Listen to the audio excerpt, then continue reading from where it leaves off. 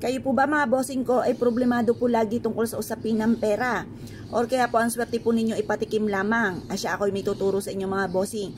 Para ang pera ay tuloy-tuloy at hindi patikim lamang ang swerte. Para magtagal ang kaperahan po natin or kaswertehan mga bossing. Magtatawag po tayo ng swerte at para tuloy-tuloy.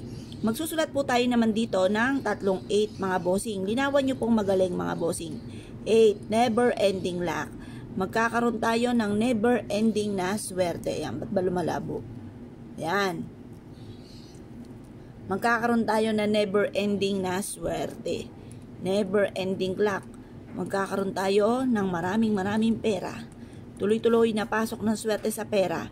Tapos susulat nyo po dito yung amount na matagal nyo nang pinapangarap. Halimbawa mga bossing ko ay 5 million. Magkakaroon ako ng 5 million.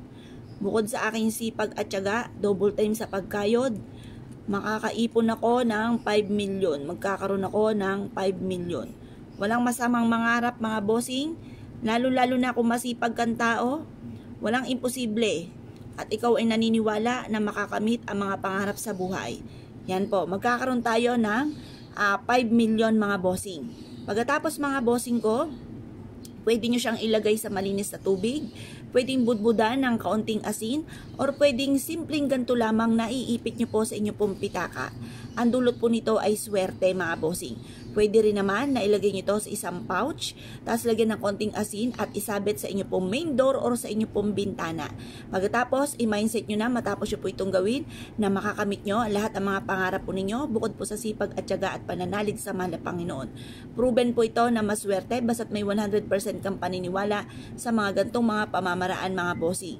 Ngayon pa mga bossing, kung kayo po isa sa mga naniniwala sa mga gantong mga pamamaraan, ay mas mainam mga bossing ko na maging positibo po kayo. Alisin ang mga negatibong isipin, yung mga negatibo na nagaganap sa buhay po natin ay ipagdadasal ng taimtim at yan po mga bossing ko yung makakatulong upang sa ganon kayo po higit na makatrack na swerte at mag-goodbye na kayo sa mga problema. At saka yung pangarap natin, yun ang lagi-lagi nating sasabihin. Halimbawa po, yayaman ako at magiging matagumpay. Ganyan po mga bossing, kahit nasaan ka man. Ako po mga bossing, basta't biglang pumasok sa isipan ko, kahit ako'y nakaupo sa trono, lagi ko po sinasabi, yaman ako at magiging matagumpay. Yan po ay magaganap. Huwag ka lang maiinip, basta sipagan nyo lamang, iwaksin nyo muna sa isipan nyo na kailan kaya darating yan.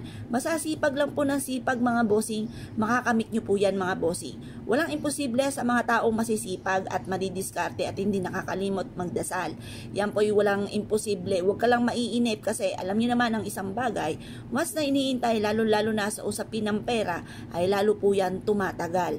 Huwag nyo intayin, kalmado ka lamang, ipagpasa Diyos nyo at lagi nyo po sasabihin na nakatungay ang mahal na Panginoon, di ako pababayaan, magiging okay lahat, magiging matagumpay ako sa buhay at magiging matagumpay po kayo. Soon, wag lang kayo maiinip mga bossing. Yan ang pera mga bossing ko, halimbawa ikaw ay mananaya, gusto mo magkaroon ng pera, yan ay parang tukso, lalong nananadya po yan kapag gusto po ninyo. Kaya kalmado ka lamang, pero gumawa ng mga pamamaraan para maging matagumpay, kagaya ng sipag at tiyaga at double time sa pagkayod. Kaya kung kayo pinaniniwala mga bossing, ay siya, good luck po sa inyo po lahat.